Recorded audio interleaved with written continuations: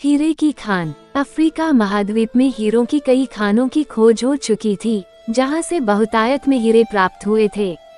वहां के एक गांव में रहने वाला किसान अक्सर उन लोगों की कहानियां सुना करता था, जिन्होंने हीरों की खान खोजकर अच्छे पैसे कमाए और अमीर बन गए। वह भी हीरे की खान खोजकर अमीर बनना चाहता था। एक दिन अमीर बनने के सपने को साकार करने के लिए उसने अपना खेत बेच दिया और हीरों की खान की खोज में निकल पड़ा। अफ्रीका के लगभग सभी स्थान छान मारने के बाद भी उसे हीरों का कुछ पता नहीं चला। समय गुजरने के साथ उसका मनोबल गिरने लगा। उसे अपना अमीर बनने का सपना टूटता दिखाई देने लगा। वह इतना हताश हो गया कि उसके जीने की तमन्ना ही समाप्त हो गई और एक दिन उसने नदी में कूदकर अपनी जान दे दी। इस दौरान दूसरा किसान, जिसने पहले किसान से उसका खेत खरीदा था, एक दिन उसी खेत के मध्य बहती छोटी नदी पर गया। सहसा उसे नदी के पानी में से इंद्रधनुषी प्रकाश फूटता दिखाई पड़ा।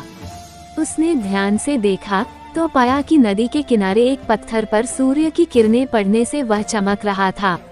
किसान ने झुककर वह पत्थर उठा लिया और घर ले आया। वो एक खूबसूरत पत्थर था। उसने सोचा कि यह सजावट के काम आएगा और उसने उसे घर पर ही सजा लिया। कई दिनों तक वह पत्थर उसके घर पर सजा रहा। एक दिन उसके घर उसका एक मित्र आया। उसने जब वह पत्थर देखा तो हैरान रह गया। उसने किसान से पूछा, मित्र, तुम इस पत्थर ही कीमत की जानते हो? किसान ने जवाब दिया, नहीं। फिर मित्र बोला, मेरे ख्याल से ये हीरा है, शायद अब तक खोजे गए हीरों में सबसे बड़ा हीरा।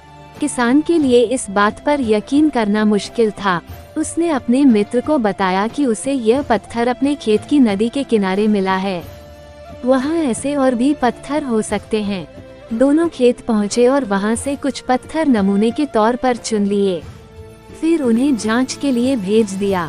जब जांच रिपोर्ट आई तो किसान के मित्र की बात सच निकली। वे पत्थर हीरे ही थे। उस खेत में हीरों का भंडार था। वह उस समय तक खोजी गई सबसे कीमती हीरे की खदान थी। उसका खदान का नाम किम्बले डायमंड माइंस है। दूसरा किसान उस खदान की वजह से मालामाल हो गया। पहला किसान अफ्रीका में दर दर भटका और अंत में जान दे दी, जबकि हीरे की खान उसके अपने खेत में उसके कदमों तले थी। इस कहानी में हीरे पहले किसान के कदमों तले ही थे, लेकिन वो उन्हें पहचान नहीं पाया और उनकी खोज में भटकता रहा। ठीक वैसे ही हम भी सफलता प्राप्ति के लिए अच्छे अवसरों की तलाश में भटकते रहते हैं। हम उन अवसरों को पहचान नहीं पाते या पहचान कर भी महत्व नहीं देते, जो हमारे आसपास ही छुपे रहते हैं।